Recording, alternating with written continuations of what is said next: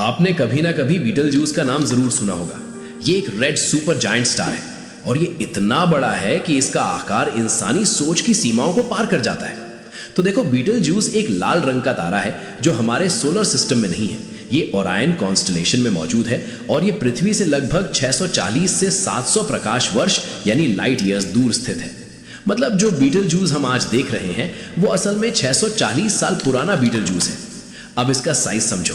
Beetlejuice हमारे सूरज से लगभग 700 से 1000 गुना बड़ा है और अगर इसे हमारे सोलर सिस्टम के बीच रख दिया जाए तो इसका आउटर सरफेस जुपिटर की ऑर्बिट तक पहुंच जाएगा। और यही साइज बताती है कि बीटलजूस एक तारे की जीवन के अंतिम चरण में है।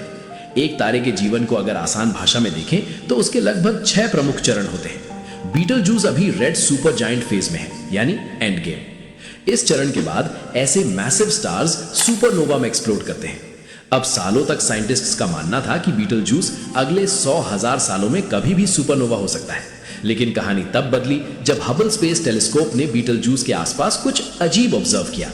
हबल टेलीस्कोप ने देखा कि बीटलजूस के चारों ओर उसकी गैसें एक खास डायरेक्शन में अजीब तरीके से खिंच रही हैं, जिसे कहते हैं स्टेलर वेक, यानी स्टार के आसपास की मटेरियल का डिस्टर्ब्ड पैटर्न।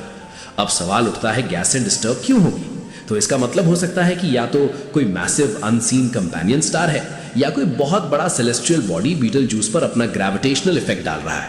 और जब ऐसा होता है तो स्टार की अंदरूनी स्टेबिलिटी तेजी से बिगड़ सकती है। और यही वजह है कि कुछ एस्ट्रोनॉमर्स अब ये कह रहे हैं कि बीटलजूस शायद 10s to 100s of years में ही सुपरनोवा हो सकता है। अब यहां इसमें असली ट्विस्ट आता है। तो देखो, अगर बीटलजूस आज सुपरनोवा होता है तो हमें वो 650 साल बाद दिखेगा, और अगर वो 100 या 1000 साल में सुपरनोवा होगा तो बहुत मुमकिन है कि वो पहले ही एक्सप्लोड कर चुका हो और उसकी रोशनी अभी भी रास्ते में ही होगी। मतलब हो सकता है कि इंसान आने वाले कुछ 100 सालों में रात के आसमान में इतिहास का सबसे शानदार सुपरनोवा देख सकेंगे। अब एक जरूरी बात मैं साफ कर दूं, इससे हमारी पृथ्वी को कोई खतरा नहीं है, क्योंकि बीटलजूस बहुत दूर है, इतना दूर कि उसका सुपरनोवा धरती को नुकसान नहीं पहुंचाएगा। हाँ, वो इतना ब्राइट होगा कि कुछ हफ्तों तक दिन में भी दिखाई दे सकता है। वो बस खूबसूरत होगा, खतरनाक नहीं।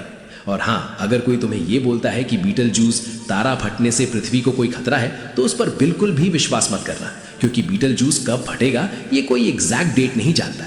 लेकिन इतना तय है, एस्ट्रोनॉमिकल टाइम में जल्द मतलब हजारों नहीं, सैकड़ों साल भी हो सकते हैं, और हो सकता है वो पल मानव सभ्यता भी देखेगी।